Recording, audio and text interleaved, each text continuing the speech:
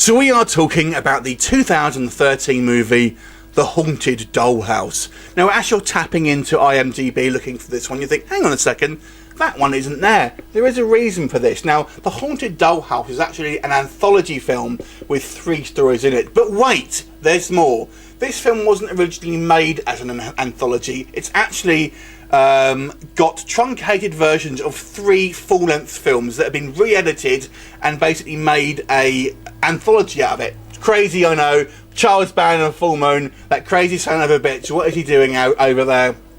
The original 3 films basically were Skullheads, which was a 2009, Dangerous Chucky Dolls, 2008, and Dollman vs Demonic Toys way back in 1993. So each of these films have been edited down from the hour-and-a-half runtime to a 30-minute section for an anthology film. There's no wraparound story here, so it is a bizarre film because basically you've edited an hour out of each of these kind of movies. So what you have is films that are somewhat incoherent, to say the least. We'll talk about all the 3 films in general just a little bit. So basically, they've kind of renamed them basically. So the first one, called The Protectors, which is originally Skullheads, basically focus on these 3 criminals as they basically try to dupe this family into letting them in their house. And these Skullheads basically are these look like the kind of a Mexican Day of the Dead dolls. Basically, that they're protecting the house and the family and everything. So that's quite fun effects, I've got to say. It's kind of quite unique. Then you've got the Worry Dolls, which was basically the dangerous Chucky dolls, which are basically the tiny little dolls that basically are worry dolls that this woman in a prison puts under a pillow, and they kind of go into her head and make her crazy. And you've got obviously Dangerous Toys, which is the edited version of Dollman vs Demonic Toys. That one makes the least sense in this because the Dollman vs Demonic Toys in itself is actually a spin-off of other movies, of 3 other movies. So you kind of really have to know those movies before you even watch the full version, let alone the edited half-an-hour version. So you'll be thinking, what the hell when you're watching this film?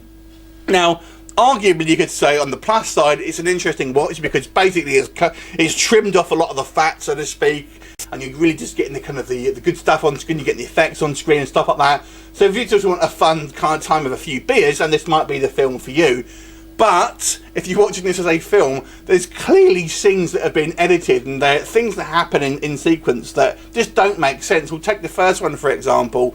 We have these 3 criminals posing as filmmakers, and the kind of the owner of this castle is like, no, we don't want to see you, get off our property. And the next scene, they're all sat down having dinner. There's obviously been a scene where they've kind of like had another conversation, the guy's inviting them back, but that's not there. So things like that just don't make sense.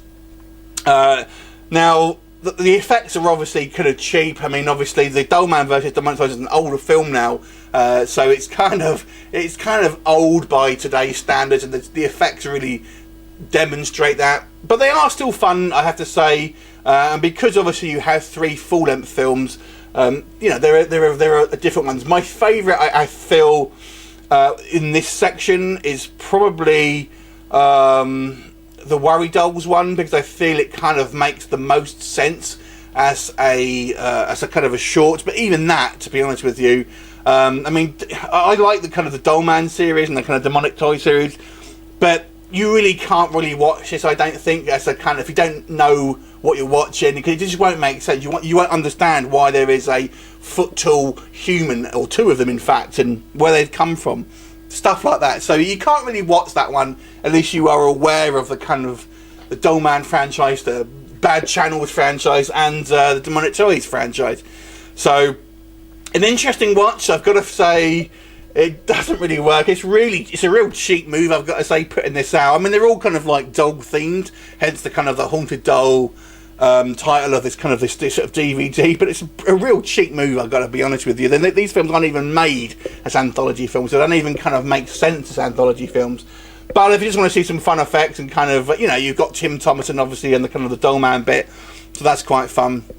But overall, I've got to say, I would probably miss this one. I'm going to give this movie a 4 out of 10, but the films on their own will probably need to be judged, individually, basically, and make it a higher score than that. But actually, this sort of anthology stands 4 out of 10. Have you seen it? What did you think of it? Leave a comment, and I'll look forward to seeing you next time. Bye for now.